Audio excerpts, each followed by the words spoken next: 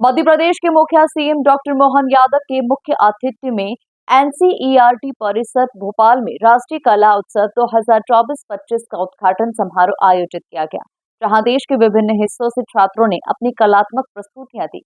देखिए खास report. Shyamala hills स्थित क्षेत्रीय शिक्षा संस्थान RIE में राष्ट्रीय स्तर का कला उत्सव आयोजित किया गया, जिसमें मुख्यमंत्री मोहन यादव, विधायक भगवान दास सबनानी, मेयर मालती राय, शिक्षा मंत्री राव उदय प्रताप सिंह और NCERT के डायरेक्टर दिनेश प्रसाद सकलानी मौजूद रहे। कार्यक्रम में देश के विभिन्न हिस्सों से छात्रों ने अपनी कलात्मक प्रस्तुतियां दी। उसके सात स्वर जैसे हमारे स्वर संगीत के भी होते हैं।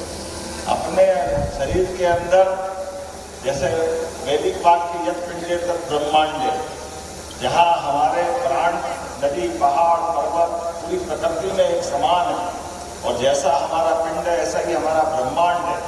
इस बात को समझने के लिए अतीत के काल से अगर किसी को जाना जाता है तो हमारी सनातन संस्कृति को जाना जाता है।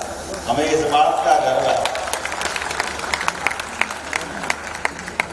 इसलिए हमारे देवी देवताओं को भी अगर देखें तो मुझे इस बात का गर्व है कि भगवान कृष्ण कंस को मारने के बाद भी अगर शिक्षा ग्रहण करने आए तो मध्य प्रदेश की धरती पे आए, महर्षि सांदीपनि आश्रम में उनने अपना शिक्षा अध्ययन का काल पूरा किया।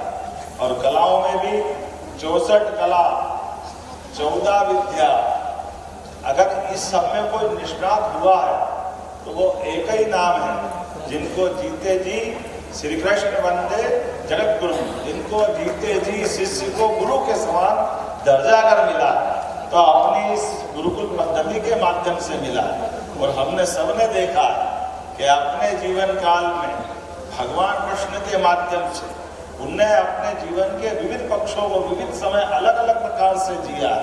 हम उनकी एक कला बांसुरी वादन में देखते हैं, उसका आनंद हमको आता है। योग विद्या के माध्यम से वो सुदर्शन चक्र धारण करते हैं, वो एक रूप ध्यान में आता है। विराट स्वरूप की बात भी जब कही जाती है, या महाभारत के उस भीषण युद्ध में उनकी अपनी दक्षता के बलबूते पर ये एक ऐसा पक्ष आता है जो अपने जीवन काल में विद्या और कला दोनों का संयुक्त प्रकटीकरण है। वो संयुक्त प्रकटीकरण कैसा है, हम सब जानते हैं कि भगवान कृष्ण ने एक बार जो आया है उसको जाना है, और आने के जाने के क्रम में हमारे बीच प्रत्येक जिंदगी का एक एक लम्हा, एक एक समय उतना ही महत्व का है।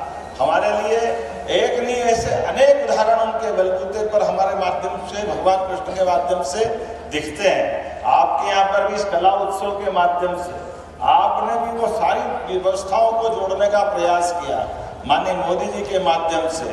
कितना अच्छा लगता है कि कथकली की बात भले होती है लेकिन भगवान। इस दौरान हिमाचली, कश्मीरी, लद्दाख और कई अन्य जनजातीय क्षेत्रों की थीम पर छात्रों ने अपनी कला का प्रदर्शन किया। कार्यक्रम की शुरुआत स्वागत गीत शुभ स्वागतम से हुई। आज मध्य प्रदेश और भोपाल के लिए गौरव का विषय है कि राष्ट्रीय कला उत्सव के माध्यम से पूरे देश के वो होनहार बच्चे जो आर्ट, क्राफ्ट, संगीत, नृत्य, अलग अलग विधाओं में जो बच्चे अपना कौशल दिखा पाते हैं, उनको एक प्लेटफॉर्म मिला है। और भोपाल की धरती पर उन बच्चों का स्वागत करते हैं। और जैसा अभी आपने देखा, माननीय मुख्यमंत्री जी ने पूरे बच्चों को शुभकामनाएं भी दी हैं और उनको जो एक्सपोजर मिलने वाला है यहाँ, जिसको आगे अपने जीवन में आधार बनाकर बच्चे पढ़ने वाले हैं, उनके लिए एक अभिनव एक प्रयोग भारत सरकार की तरफ से होता है।